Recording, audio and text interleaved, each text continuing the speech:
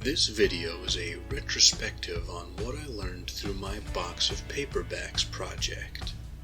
I didn't set out with a goal so much as a desire to read some old school paperbacks and broaden my horizons with older stories from the genres I enjoy so much. I know what some of you are thinking. Only 17 books? There are people on BookTube that will read 17 books in a long weekend. But I'm not them. I wanted to read and consider these novels in my own time. If no one told you, BookTube and reading in general is not a competitive sport. I set about reading these books for my own entertainment and edification. In that, if nothing else, I think I succeeded. Beyond that, here are some of my main takeaways having gone through this reading experience.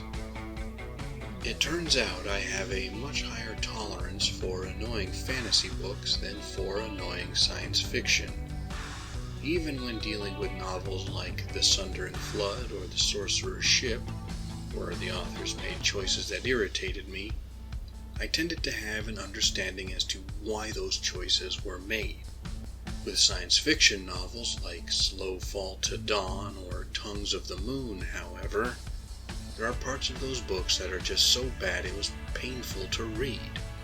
This understanding is not meant as a reflection on those genres as a whole, so much as a discovery about myself, of which I don't think I was entirely conscious.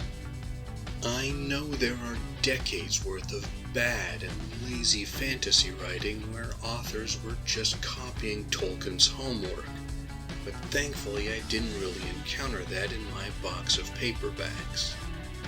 This project also allowed for me to finally read some authors I probably should have encountered before now, like Paul Anderson, M. John Harrison, and C.L. Moore.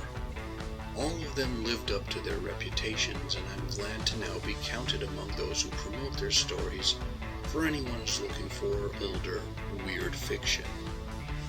I also got the chance to read some offbeat works by known authors, like a mystery novel by Jack Vance, and Paul Anderson's recreation of a historical epic. I may not have tried these books otherwise, but I'm glad I did. One thing that struck me while reading these books is their brevity. Even the longest of these books, those by Joy Chant and Paul Anderson, are shorter than the often needlessly sprawling fantasy novels currently published.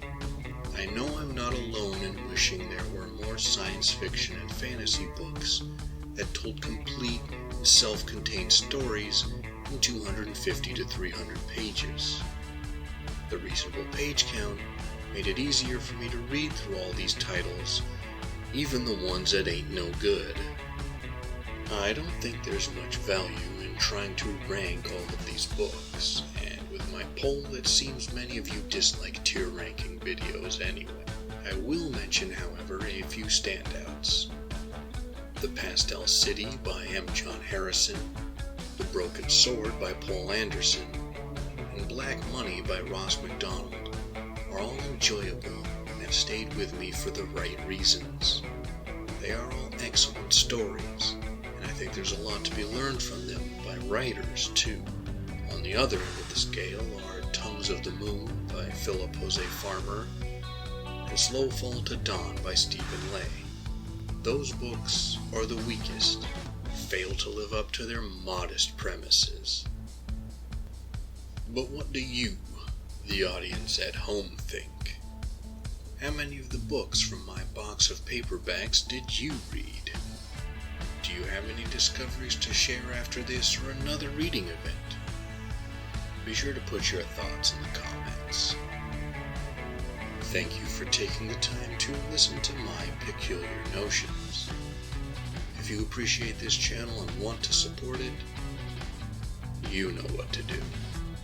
You can also take a moment to like, comment, share, and subscribe to the channel of another YouTube creator you enjoy, or the algorithm will bury them and pocket the money from any egregious mid-roll ads. until next time, read some good paperbacks. Live and be well.